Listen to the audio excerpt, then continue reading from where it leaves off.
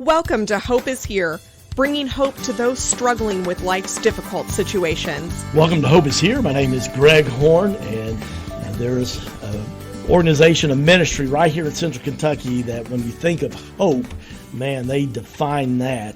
And join us today is the executive director of this wonderful organization and ministry, Laura Carr. And Laura, thank you so much for joining us. I know you're super busy being the executive director of Lexington Rescue Mission. Thanks for being here today. Oh, it's my pleasure. Thank you so much for having me. Well, I'm no stranger. I've been to your banquets, and I'm actually embarrassed I haven't had you on here before because you guys do such great work of providing hope in so many areas. But those that may not be familiar with Lexington Rescue Mission, since we reach 13 counties here on WJMM, how did the Lexington Rescue Mission even get started? Yeah, so it's a personal story, actually. So my parents, Jim and Becky Connell, really felt called by the Lord to this kind of work. They were not in vocational ministry before that. My dad was a CPA, my mom was a dietitian. They worked in the corporate world, but they had been involved with the benevolence ministry at their church. And really, over the years, just realized God was particularly prodding them in that area and working with people who were on the margins, people who were vulnerable, people who were on the streets. And as they looked at what kind of ministries really captured that heart, rescue missions just came to the surface. Missions are all across the country and oftentimes are the primary provider for services for people that are homeless or in poverty. And so as my dad connected with rescue missions, that really was a time of confirmation that, yes, this was definitely what he was being called to. Importantly, my mom confirmed that and didn't shoot it down. And so on April 1st of 2001, he moved to Lexington to start the Lexington Rescue Mission. The community had been prayed for years, actually, because there was such a great need for the services that the National Association of Rescue Missions had been praying for somebody to come and start a mission here. And when he had come in to visit, that was confirmed. There was a significant need for more services. So again, he moved here not really knowing anybody, no money, just trusting if God was in this, that he would make it work. And if not, it would be a very short trip to Kentucky. And so he, luckily, God was in it. And over the years, he's been super faithful. He's the one that's really built the mission.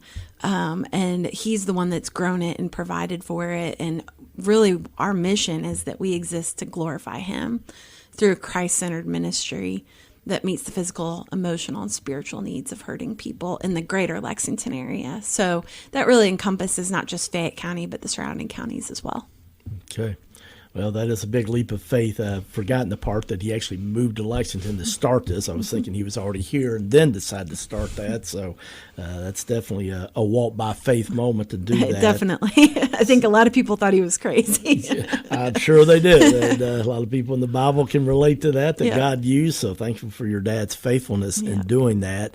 So what is the actual vision of the ministry now that it's been over 20 years? And obviously, God's been using it, but what is the actual vision of Lexington Rescue Mission? So our vision is the same today as it was in the very first days, which is really seeing broken lives rebuilt on the foundation of Jesus Christ.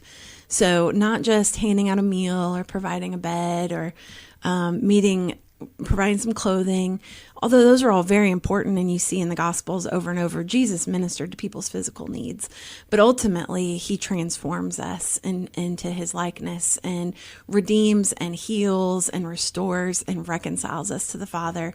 And that's what we want to see, not just a Band-Aid. We really want to see people come to know Christ in a whole way and to let him do his work in them and really to be restored fully by him. So that's what we work to do every day. So whether we're feeding people, sheltering them, clothing them, getting them a job, in everything that we do, we're really trying to point people to Christ, invite them into his presence, and let him do the work. Well, one of the interesting aspects, as the ministry has evolved so much over the past 20 years, is that you even have a chaplain on staff now. Talk a little bit about that. Yeah, so we do have Alan Alvarez and Brother Thomas Wallace, our chaplains at the mission. They have their hands full because we have so many people who come to our outreach center every day. And they're usually at their lowest point when they come to the mission. You know, they're in crisis or they're just really struggling with chronic needs. And they have the privilege of getting to meet people there and really minister to them where they're at in that hurt. We do chapel services 5 days a week so people can really come to the Lord in that. But then we also provide pastoral counseling. We do discipleship groups and Bible studies. So they lead all that, but we also have lots of volunteers that pour into the lives of folks as they come into the mission. And that's really one way that we minister to people who are coming to the outreach center. We also, again, provide meals. So we do breakfast and lunch Monday through Saturday. So anyone who's hungry is welcome to come. And oftentimes that's really the first point of contact for many people, that they'll hear about our meals, come for a meal, and then we get to know them and build relationships with them. And when we think about how Jesus did his ministry, if you think about all the times he sat around the table with somebody and got to know them, that's what we look at the meal program like. It's not just about providing a meal. It's about getting to know people and then ministering to the deeper needs of their hearts. So then we can invite them to chapel. We can invite them to Bible studies, invite them into pastoral counseling. But usually if hunger is something that's going on, there's other things too. And so we also invite people to come and stay for our walk-in hours, which are in the afternoons, Tuesdays, Wednesdays, and Thursdays. And it's at walk-in hours where our caseworkers can really get to the root of some of the other things that might be keeping people from really living into who they were created to be. And so they really try to address some of those more immediate needs and connect them to services, whether it's at the mission or other agencies or churches that we know of. You know, if you've ever tried to help somebody navigate social services, it could be very, very difficult. And so that's what our staff and volunteers are there to do, is to really help with that process and be their cheerleader and their advocate and help them get the help that they need. From there, we help with employment, we help with housing, trying to move people out of homelessness, get them into treatment, get them into jobs, and get them into housing. And then we also have jail and prison ministry. We do a reentry program, work with youth and families that are impacted by violence. So the mission over the years has really grown from those first days, you know, where we were primarily a soup kitchen and shelter. But now even though we've added all these services and are trying to provide more comprehensive care, ultimately it still goes back to the same thing. We're trying to see lives rebuilt on Christ. Well, I love that. And, you know, I think the thing I've learned through doing a little bit of ministry with people just who have fallen on hard times in different organizations in here in central Kentucky. I mean, nobody plans on having to show up at Lexington Rescue Mission, do they? No. In fact, a lot of people never thought they'd walk through our doors. You know, they always thought that was for those people, you know, in need. But you never know when you're going to fall into a situation that you never expected, whether it's unexpected job loss or a medical crisis, or, you know, an addiction that's just got a hold and it's really tearing apart somebody's life. And so whatever the situation is, our goal is to, again, just meet people where they're at and not to try to pressure or force anybody, just to be Christ to them, you know, just to share his love and invite them into a relationship and see how we can help. Well, and that's one of the things, you know, that, you know, you started off, like you said, just with the food, but at the same time, man, if you're hungry, I mean, you don't hear about Jesus, right? Mm-hmm. Exactly. Yeah, you just want to get some food. That's the goal. So I love that, you know, that's how you all started out with that, with food. And before people are wanting to hear about spiritual food, they need physical food. Exactly. And so you guys do that. I mean, last year I was just amazed preparing for our program. You served almost 58,000 meals. Yeah, it's really unbelievable. And I think a part of that was a 24% increase over the year before.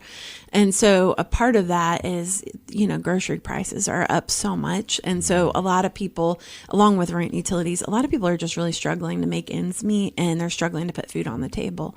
And so we see about half the folks that come to the mission are not homeless. They're just living day to day, paycheck to paycheck, and struggling to make ends meet. And so where we can help alleviate some of that concern, improve their food security, get them nutritious food, but then also come alongside and figure out, okay, what else might be going on? How can we help them stabilize and take steps out of this situation where it's so precarious? Because nobody wants to live long term in that kind of a situation. So yeah, food is a huge part of what we do. It's really the entryway. And we serve so many meals. Our freezer actually, our walk-in fridge freezer the compressor broke down like a week ago. And so we lost all this food that we had stored, all this meat, of course it was frozen. So that was really heartbreaking.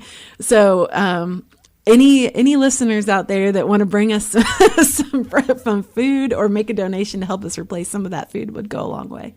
I just saw that on your Facebook page, and I was like, oh my goodness, ironic the timing of us having our conversation. Exactly. If you just tuned in, we're talking with Laura Carr. She's the executive director of Lexington Rescue Mission. Where are you all located? People are like, hey, I want to help these people out. Where are you located? So our outreach center, which is where we do those meals and chapel and a lot of the walk-ins and a lot of those services, that is off of Georgetown Street in Lexington. So it's 444 Glen Arvin Avenue. So we're open Monday through Saturday. Our hours on Saturday are a bit abbreviated, so we're just there from 10 to 1 on Saturday. But Monday through Friday, normal business hours, you can feel free to stop by. And then we also have 3 transitional homes. We have the Potter's House, House of Hope, and Grace Place that serve men and women. Those are also in the downtown area of Lexington. And then we have a new building where our administrative offices are downtown at the corner of 2nd and Jefferson. A lot of great things going on there. I want to encourage you to check out their website. It's simply lexingtonrescue.org. That's lexingtonrescue.org.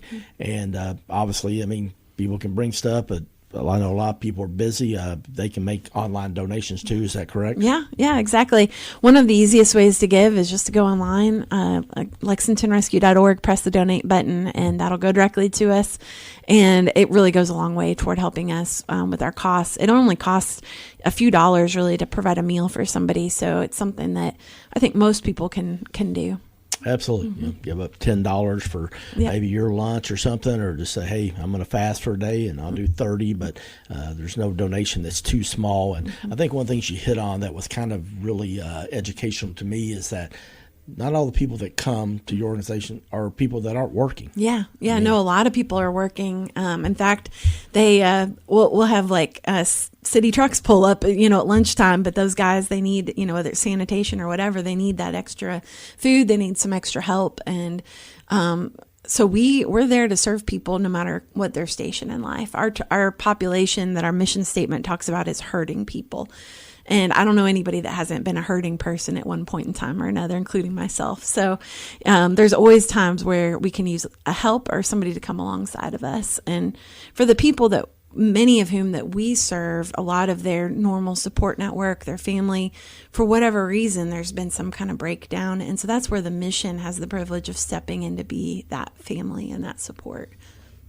Well, you guys do such a great job at that.